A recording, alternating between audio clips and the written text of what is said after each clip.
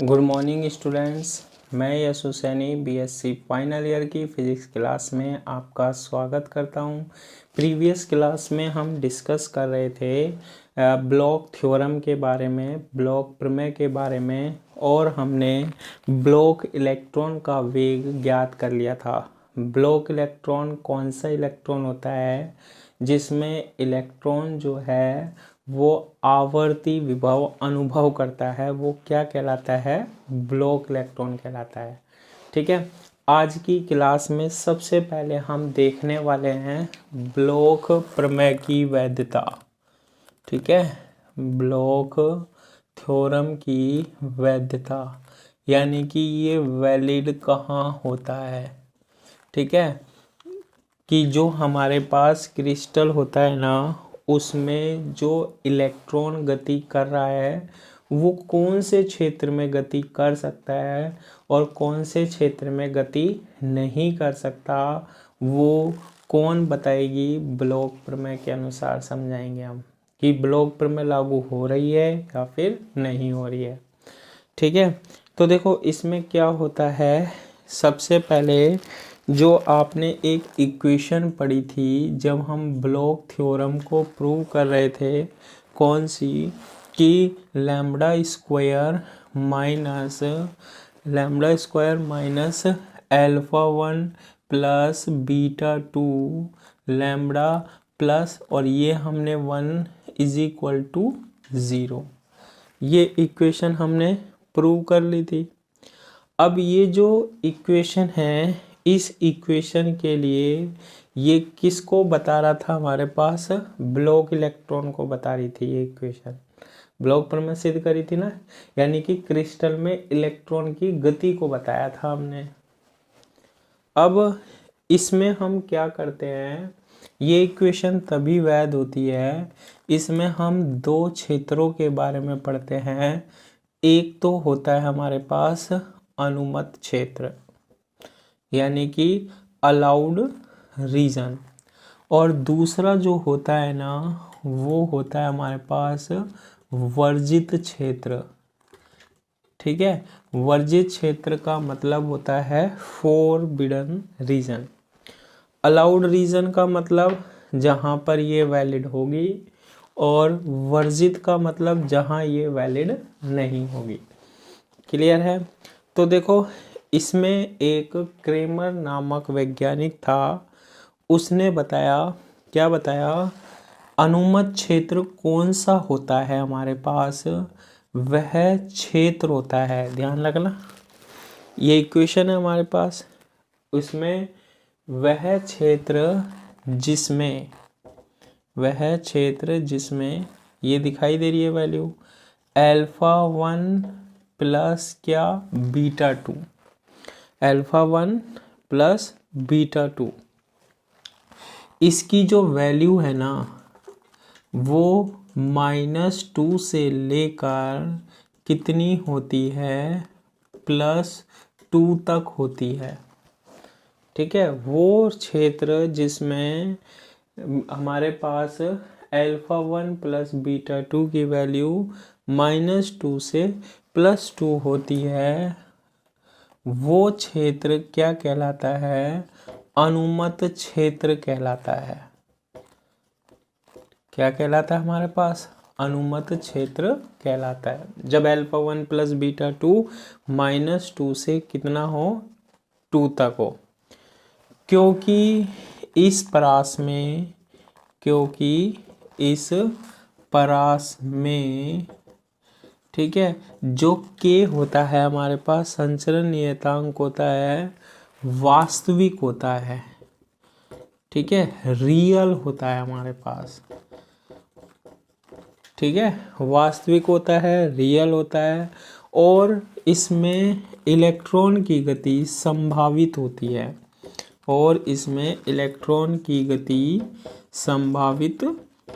है, जो क्रेमर हमारे पास एक वैज्ञानिक था, उसने कहा कि अगर अल्फा 1 प्लस बीटा 2 -2 से +2 के बीच में इसकी वैल्यू है, तो ये क्षेत्र कौन सा क्षेत्र कहलाता है? अनुमत क्षेत्र कहलाता है। इस क्षेत्र में इलेक्ट्रॉन क्या कर सकता है, इलेक्ट्रॉन की गति संभावित होती है क्रिस्टल में, ठीक है, ब्लॉक प्रमेय के अनुसार। और ये वास्तविक होता है इसमें के, जबकि उसने कहा कि दूसरा क्षेत्र और पाया जाता है किसमें, क्रिस्टलों में, वो कहलाता है वर्जित क्षेत्र। ये कौन सा क्षेत्र होता है, वह क्षेत्र, ये है वह क्षेत्र होता है जिसमें जो हमारे पास अल्फा 1 प्लस बीटा 2 है ये ग्रेटर देन 2 हो, या फिर हमारे पास alpha 1 plus beta 2 less than 2 हो, ठीक है। अल्फा 1 प्लस बीटा 2 की वैल्यू 2 से ज़्यादा हो, या अल्फा 1 प्लस बीटा 2 की वैल्यू 2 से कम हो, और 2 भी कैसा, -2 से कम हो, ठीक है। तो होता है वह क्षेत्र क्या कहलाता है हमारे पास, वर्जित क्षेत्र कहलाता है, वर्जित क्षेत्र कहलाता है। और इस क्षेत्र में इलेक्ट्रॉन की गति संभव नहीं है, यानी कि जब ये वैल्यू पाई जाती है ना तो इसमें इलेक्ट्रॉन की गति संभव नहीं होती है। तो ये किसने बताया, क्रेमर ने बताया, और क्रेमर ने इसके लिए ग्राफ भी खींचा किस किस के बीच में, अल्फा 1 प्लस बीटा 2 तथा ऊर्जा ई के मध्य क्या खींचा उसने, ग्राफ भी खींचा, ठीक है। क्या खींचा, ग्राफ खींचा। देखो ग्राफ देख लेते हैं हम, ग्राफ देखते हैं हम। इस ग्राफ में हमारे पास एक वैल्यू जो है, यहाँ लेता हूँ मैं अल्फा 1 प्लस बीटा 2, और यहाँ लेता हूँ मैं ऊर्जा क्या, ई, और ये हमारे पास क्या है, ओरिजिन ये नहीं लेता मैं, मूल बिंदु ये ले लेता हूँ। अब इसमें दो वैल्यू दिखाता हूँ मैं किसकी, अल्फा 1 प्लस बीटा 2 की, एक तो क्या पॉजिटिव और एक -2, +2 और -2, ठीक है। अब जब हम अल्फा 1 प्लस बीटा 2 की भिन्न भिन्न वैल्यू रखते हैं ना, तो उसके संगत हमें ई की वैल्यू भी प्राप्त होती है, ठीक है। तो देखो इसको हम कैसे समझा सकते हैं, ध्यान से देखना कि यहाँ पर अल्फा 1 प्लस बीटा 2 की वैल्यू है हमारे पास, ये वैल्यू हमारे पास यहाँ पर गई, और फिर हमारे पास ये ऐसे जा रही है, ठीक है, और इस तरीके से, ठीक है, ऐसे ग्राफ आ रहा है, ठीक है। अब देखना इसमें ये जो हमारे पास यहाँ तक ये जो क्षेत्र आ रहा है, ये यहाँ तक ये कौन सा क्षेत्र कहलाता है, अनुमत क्षेत्र कहलाता है। क्यों कहलाता है, क्योंकि अल्फा 1 प्लस बीटा 2 की वैल्यू कहाँ से कहाँ तक है, 2 से -2 तक है, -2 से +2 तक, -2 से +2 तक है। यहाँ इलेक्ट्रॉन की गति संभव है। लेकिन देखो जब नीचे देखो ये वैल्यू इस ग्राफ से नीचे, यहाँ -2 से और नीचे गया, देखो -2 का लेवल ये है ना, इससे नीचे और गया, तो यहाँ पर जो रीजन बनेगा ना, ये वाला रीजन, ये वाला, ठीक है, क्योंकि इसमें हमारे पास अल्फा 1 प्लस बीटा 2 की वैल्यू -2 और 2 के बीच में नहीं है, और कम है ये, तो ये क्या कहलाता है हमारे पास, वर्जित बैंड कहलाता है। यहाँ पर हमारे पास इलेक्ट्रॉन की गति संभव नहीं है। फिर ऐसे ही यहाँ से लेकर यहाँ नहीं है, यहाँ से लेकर यहाँ संभव है, क्योंकि -2 से ग्राफ कहाँ पर है, +2 तक, लेकिन यहाँ से और यहाँ तक इसकी वैल्यू 2 से क्या है, ज़्यादा है। तो ये जो क्षेत्र होगा, ये वाला क्षेत्र, ये भी हमारे पास कौन सा क्षेत्र कहलाता है, वर्जित क्षेत्र कहलाता है। तो जो हमारे पास वर्जित क्षेत्र होगा ना, वहाँ इलेक्ट्रॉन की गति संभव नहीं होती है, ठीक है। वहाँ हमारे पास ब्लॉक थ्योरम लागू नहीं होती है। ये किसने बताया हमें? क्रेमर नामक वैज्ञानिक ने बताया। ठीक है, और यही हम समझा सकते हैं इसमें कौन सा अनुमत क्षेत्र और दूसरा क्या वर्जित क्षेत्र के बारे में। ठीक है, इसके बाद हम डिस्कस करते हैं बैंड में अवस्थाओं की संख्या के बारे में। देखो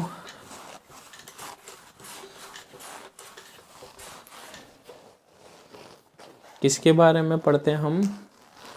बैंड में अवस्थाओं की संख्या। बैंड में अवस्थाओं की संख्या। ठीक है, number of state in A band. Number of states in band. Band का मतलब मैंने आपको बताया था। ठीक है, जैसे ऊर्जा बैंड होता है हमारे पास। ठीक है, तो एक ऊर्जा बैंड में हमारे पास समूह होता है, ये ऊर्जा स्तरों का। बहुत सारी क्या पाई जाती हैं? अवस्था पाई जाती हैं। बहुत सारी क्या पाई जाती हैं? अवस्था पाई जाती हैं। जैसे हमने बताया था संयोजी बैंड होता है, चालन बैंड होता है।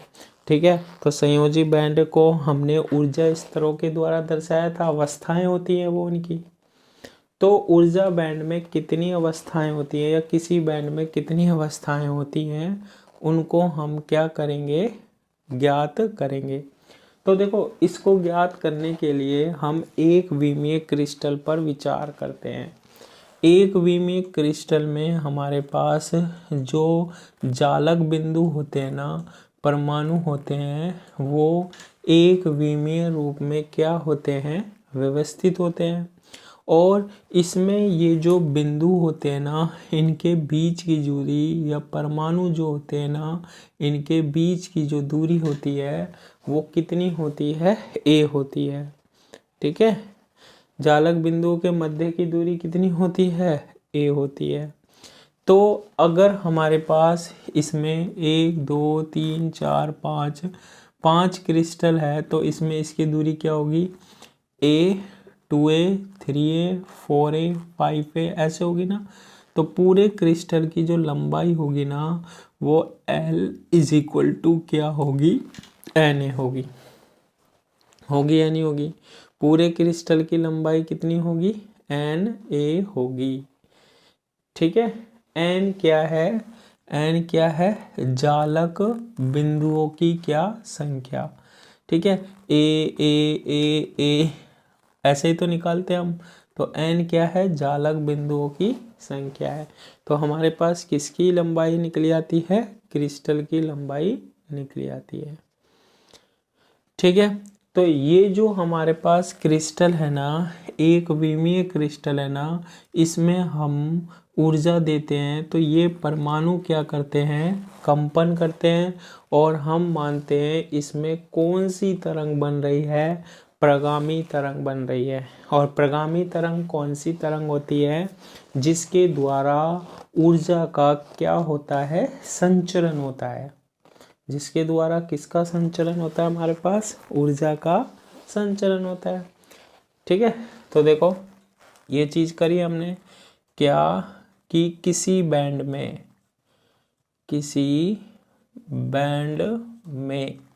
समूह होता है, ये है ना। अवस्थाओं की संख्या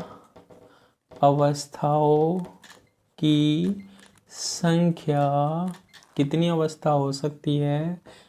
ज्ञात करने के लिए अवस्थाओं की संख्या ज्ञात करने के लिए n जालक बिंदुओं, कितने जालक बिंदु होंगे? n जालक बिंदुओं के एक विमीय, कितने परमाणु होंगे इसमें? n। एक विमीय परमाणु कैसे व्यवस्थित है? एक सरल रेखा में। एक विमीय क्रिस्टल पर क्या करते हैं, विचार करते हैं। एक विमीय क्रिस्टल पर क्या करते हैं, हम विचार करते हैं। ठीक है। जालक बिंदुओं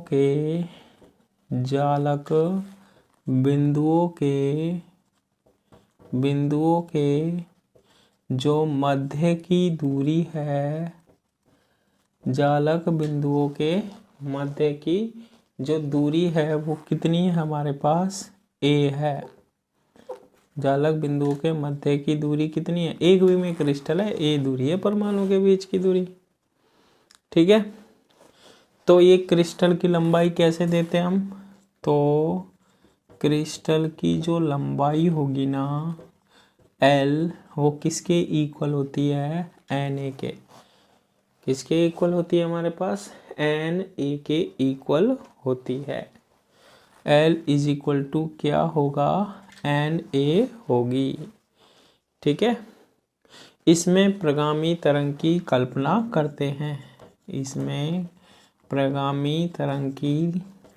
करते हैं, यानी कि जब क्रिस्टल को ऊर्जा देते हैं कौन सी तरंग संचरित होगी कंपन करके, प्रगामी तरंग। प्रगामी तरंग कौन सी तरंग होती है, जिसके द्वारा ऊर्जा का क्या होता है, संचरण होता है। ठीक है। तो इसमें कौन सी तरंग बन रही है, प्रगामी तरंग। सिंपल जो तरंग बनती है वो प्रगामी तरंग ही होती है हमारे पास, बस ऊर्जा का क्या होना चाहिए, संचरण होना चाहिए। अब इस तरंग को हम किसके द्वारा व्यक्त करते हैं, एक फलन के द्वारा। कोई भी तरंग अगर है आपके पास, उस तरंग को आप किसके द्वारा व्यक्त करते हो, फलन के द्वारा। तो मैंने किसके द्वारा व्यक्त किया, माना तरंग फलन जो है ना वो क्या है, साई एक्स है। ठीक है।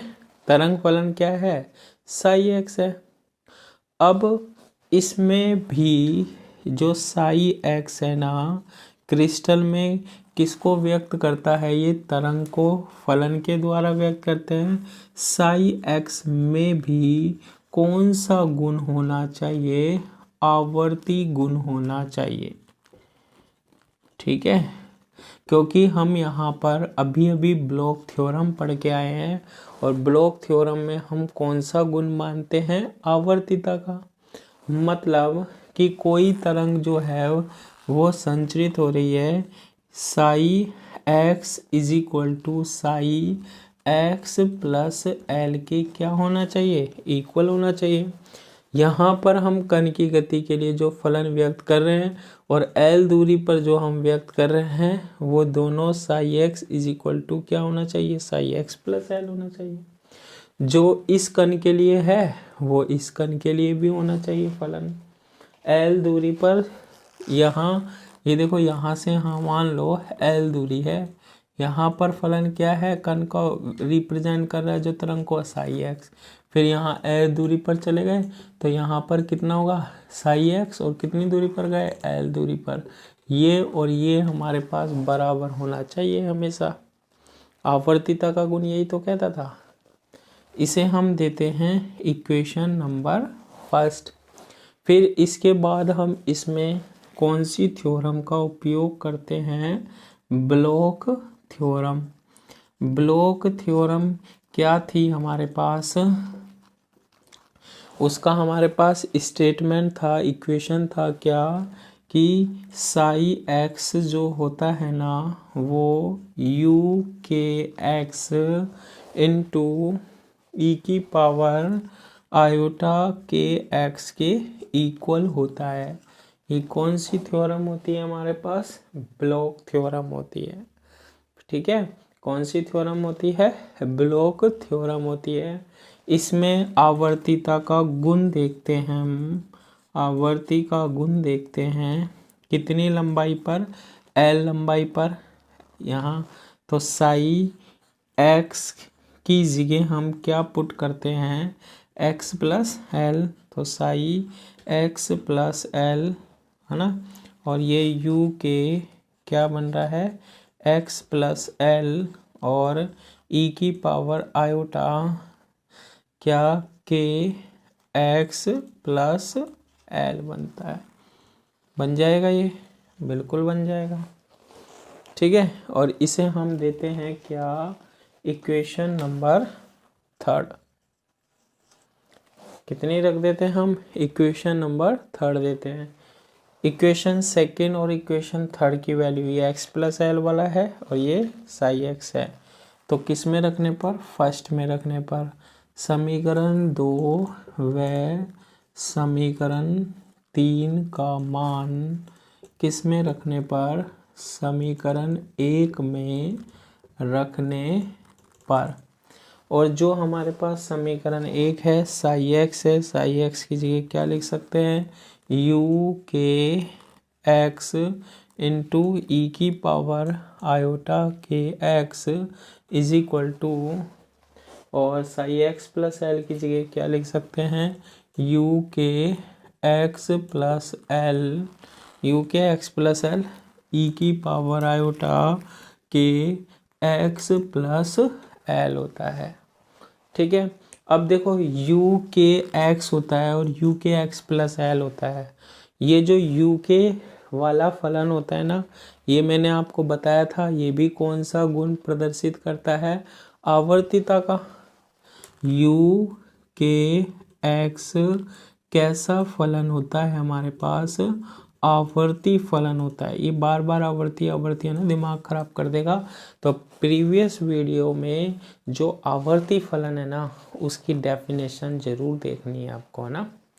तो यू के एक्स क्या है, आवर्ती फलन है। तो यू के एक्स जो है ना, वो इक्वल होगा कितनी दूरी पर भी, एल दूरी पर भी। तो इसको इसमें पुट करते हैं तो क्या बनेगा, u k x plus L, u k x plus L, और ई की power iota k x is equal to u k x plus L e की power iota k x plus L. U k x plus L से u k x plus L cancel हो गया। इसे लिख सकते हैं हम ई की power iota k x is equal to, इसको मल्टीप्लाई किया ई की पावर आयोटा के एक्स और प्लस, सॉरी ई की power iota k x into ई की पावर आयोटा के एल। ई की पावर आयोटा के एक्स से ई की power iota k x cancel हो गया। तो ई की पावर आयोटा के एल की वैल्यू कितनी आ गई हमारे पास, 1 आ गई। बन जाएगी। इसमें मैं लिख लेता हूँ एल किसके बराबर है यहाँ पर, एन ए। एन क्या है, परमाणुओं की संख्या, और ए क्या है, जालक बिंदु या परमाणुओं के बीच की दूरी है। ठीक है, अब देखो ई की पावर आयोटा के एल इज इक्वल टू क्या आ गया, 1 आ गया। इसमें मैं लिख सकता हूँ ई की पावर आयोटा के एल इज इक्वल टू 1। 1 जो होता है ना हमारे पास, ई की पावर आयोटा के एल आ गया। 1 जो होता है ना, वो ई की पावर 2 पाई एन की वैल्यू होती है। यानी कि ई की पावर आयोटा 2 पाई एन भी किसके इक्वल होता है, 1, जहाँ एन क्या होता है, पूर्णांक होता है। ठीक है, तो आपने जब सम्मिश्र में पढ़ा था ई की पावर आयोटा थीटा, वो किसके इक्वल होता था, cos theta plus iota sine theta. तो उसमें भी अब जब एन की वैल्यू आप रखोगे ना, 0 प्लस माइनस 1 प्लस माइनस 2, तो हमेशा ई की पावर 2 पाई एन की वैल्यू 1 ही आती है। कितनी आती है हमारे पास, 1 ही आती है। ई की पावर आयोटा थीटा क्या होता है, cos theta plus iota sine theta. तो ई की पावर आयोटा के एल 1 के इक्वल आया, और 1 किसका भी मान होता है, ई की पावर आयोटा 2 पाई एन का भी क्या होता है, मान होता है। तो ये भी ई की पावर है, ये भी ई की पावर है। क्या लिख सकते हैं, आयोटा के एल किसके इक्वल आएगा, आयोटा 2 पाई एन के इक्वल आएगा। आयोटा से आयोटा कैंसिल हो जाएगा, k L is equal to 2 pi n, और यहाँ से हम किसकी वैल्यू निकाल सकते हैं, एन की वैल्यू निकाल सकते हैं। एन क्या आएगा हमारे पास, KL/2 आएगा। ठीक है, n क्या आएगा, KL/2 आएगा। अब हम क्या निकालते हैं कि d के अंतराल में अवस्थाओं की संख्या निकालते हैं। d के अंतराल में अवस्थाओं की संख्या यानी कि इसका हम अवकलन कर देते हैं k के रिस्पेक्ट में। तो dn/dk, k का k के रिस्पेक्ट में 1 होगा तो क्या बनेगा L/2 पाई। तो dn इज इक्वल टू क्या बन रहा है L/2 पाई, और ये मल्टीप्लाई हो जाएगा किससे, dk से। किससे मल्टीप्लाई हो गया, हमारे पास dk से मल्टीप्लाई हो गया। अतः प्रथम बिरलुआ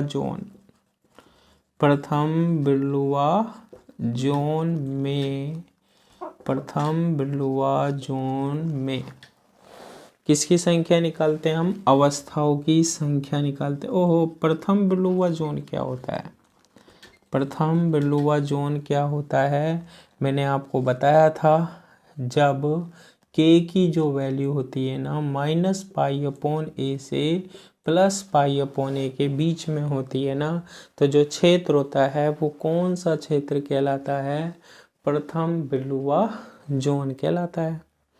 ठीक है, तो हम यहाँ पर क्या कर देंगे, हम इसका इंटीग्रेशन कर देंगे। dn का समाकलन क्या होगा n, फिर इंटीग्रेशन प्रथम बिरलुआ जोन के लिए बोल रहा है यानी -π/a से +π/a तक L/2 इंटू क्या dk। इसको सोल्व करते हैं, L/2 तो इधर आ गया। अब देखो ये लिमिट सेम है तो इसको हम ऐसे भी लिख सकते हैं, 2 से तो मैंने मल्टीप्लाई कर दिया तो फिर लिमिट क्या होगी 0 से π/a इंटू dk। जब लिमिट सेम होती है ना माइनस से प्लस तक तो हम लिमिट 0 से π/a लिख सकते हैं, लेकिन आगे किससे मल्टीप्लाई करते हैं 2 से। मैथ में पढ़ा होगा ये है ना, -a to a fx dx किसके इक्वल होता है, fx dx तो लिखते ही हैं। अब लिमिट 0 से a लिखते हैं लेकिन 2 से मल्टीप्लाई करना होता है। तो n इज इक्वल टू ये बन रहा है L/2 इंटू क्या 2, और dk का क्या होता है k, लिमिट 0 से π/a हो जाएगा। ठीक है, 0 से समाकलन क्या हो गया dk का, k हो गया। इसके बाद n इज इक्वल टू ये बन रहा है L/2 इंटू क्या 2, और k की value upper limit minus lower limit, तो कितना आएगा π/a आएगा। पाई से पाई कैंसिल, 2 से 2 कैंसिल, तो n इज इक्वल टू क्या आने वाला है हमारे पास, n की वैल्यू किसके इक्वल आ जाएगी, L/a के इक्वल हो जाएगी।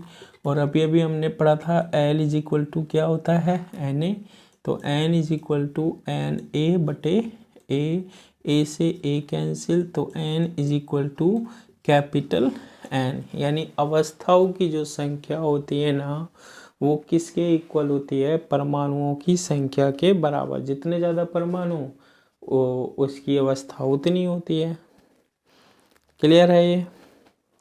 लेकिन हमारे पास है एक वैज्ञानिक था, कौन, पाउली। ये क्या कहता है, पाउली के अपवर्जन नियम के अनुसार, ठीक है, पाउली क्या कहता है हमारे पास, ठीक है। देखो पाउली क्या कहता है कि प्रत्येक अवस्था में अधिकतम कितने इलेक्ट्रॉन हो सकते हैं, 2 इलेक्ट्रॉन हो सकते हैं। ठीक है, पाउली के अपवर्जन नियम के अनुसार प्रत्येक अवस्था में अधिकतम इलेक्ट्रॉन कितने हो सकते हैं, 2 हो सकते हैं। ठीक है। प्रत्येक अवस्था में इलेक्ट्रॉन कितने हो सकते हैं? 2 हो सकते हैं। इसलिए बैंड में इलेक्ट्रॉनों की जो संख्या होती है वो भी निकाल सकते हैं। टोटल अवस्थाएं तो कितनी होती है? n होती है। प्रत्येक अवस्था में कितने इलेक्ट्रॉन हो सकते हैं? 2 हो सकते हैं। तो बैंड में अधिकतम इलेक्ट्रॉन की संख्या कितनी हो सकती है? n को कितने से मल्टीप्लाई कर दो? 2n से। ठीक है। इस तरीके से हम क्या निकाल सकते हैं? बैंड की अवस्था निकाल सकते हैं। तो आज की क्लास के लिए इतना ही। Thank you.